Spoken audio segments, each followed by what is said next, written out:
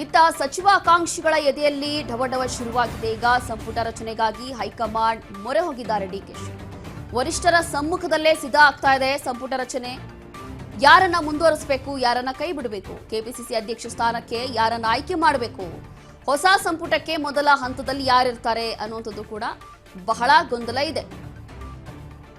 ಹಾಗಾಗಿ ಮೊನ್ನೆಯೂ ಕೂಡ ಡಿಕೆ ಶಿವಕುಮಾರ್ ಒಂದು ಲಿಸ್ಟ್ ಅನ್ನ ರೆಡಿ ಮಾಡ್ಕೊಂಡಿದ್ದಾರಂತೆ. ವಿಮಾನದಲ್ಲಿ ಬೆಂಗಳೂರಿಗೆ ವಾಪಸ್ ಬರುವಂತಹ ಸಂದರ್ಭದಲ್ಲಿ ಆ ಲಿಸ್ಟ್ ಅನ್ನ ಅವರು ಪರಿಶೀಲನೆ ಮಾಡಿರ್ತಾರೆ.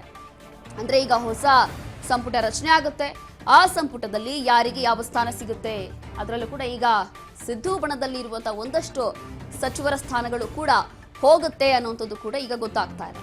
ಹಾಗಾಗಿ ಸಂಪುಟ ರಚನೆಗೆ ಈಗ ಹೈಕಮಾಂಡ್ ಮೊರೆ ಹೋಗ್ತಿದ್ದಾರೆ. ಅದರಲ್ಲೂ ಕೂಡ ಎಐಸಿಸಿ ಅಧ್ಯಕ್ಷರು ಮಲ್ಲಿಕಾರ್ಜುನ್ ಖರ್ಗೆ ಕೂಡ ಇದರ ಬಗ್ಗೆ ಮಾಹಿತಿಯನ್ನ ಕೊಟ್ಟಿದ್ರು ನಿನ್ನೆ ಅಷ್ಟೇ. ಇನ್ನೂ ಕೂಡ ಯಾವುದೇ ನಿರ್ಧಾರ ಆಗಿಲ್ಲ, ಯಾವುದೂ ಕೂಡ ಅಧಿಕೃತವಾಗಿ ಆಫರ್ ಬಂದಿಲ್ಲ, ಪ್ರಪೋಸಲ್ ಬಂದಿಲ್ಲ. ಹಾಗಾಗಿ ಮೊದಲನೇದಾಗಿ ನೋಡೋಣ, ಇನ್ನ ಟೈಮ್ ಇದೆ, ಪದಗ್ರಹಣ ಆದ ನಂತರ ಅದೆಲ್ಲವೂ ಕೂಡ ನಿರ್ಧಾರ ಆಗುತ್ತೆ ಅಂತ ಹೇಳಿ ಹೈಕಮಾಂಡ್ ನಾಯಕರು ಹೇಳ್ತಾ ಇದ್ದಾರೆ.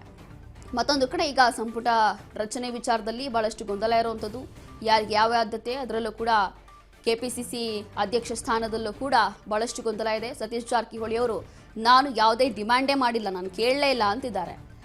ಮತ್ತೊಂದು ಕಡೆ ಇಲ್ಲಿ ಯಾವೊಂದು ಸ್ಥಾನಕ್ಕೋಸ್ಕರ ಒಂದು ಒಳ್ಳೆಯ ನಾಯಕನನ್ನ ನಾವು ಹುಡುಕ್ತಾ ಇದ್ದೀವಿ ಅಂತ ಹೇಳಿ ಹೈಕಮಾಂಡ್ ಹೇಳಿದೆ. ಹಾಗಾಗಿ ಕೆಪಿಸಿಸಿ ಸ್ಥಾನ ಇರ್ಬೋದು ಅಥವಾ ಉಪಮುಖ್ಯಮಂತ್ರಿ ಸ್ಥಾನಗಳಿರ್ಬೋದು. ಉಪಮುಖ್ಯಮಂತ್ರಿ ಸ್ಥಾನದಲ್ಲಿ 2 ಅಥವಾ 3 ಅಥವಾ 4 ಜನ ಆದ್ರೂ ಬೇಕು ಅನ್ನೋಂಥದ್ದು ಕೂಡ ಈಗ ಡಿಮಾಂಡ್ಗಳು ಕೇಳಿ ಬರ್ತಾ ಇದೆ. ಮೊದಲನೇದಾಗಿ ಯತೀಂದ್ರ, ಅದಾದ ನಂತರ ಇಲ್ಲಿ ಗೃಹ ಸಚಿವರು ಕೂಡ ಒಂದು ಸ್ಥಾನವನ್ನ ಡಿಮಾಂಡ್ ಮಾಡಿದ್ದಾರೆ ಅನ್ನೋ ಮಾಹಿತಿ ಕೂಡ ಇದೆ.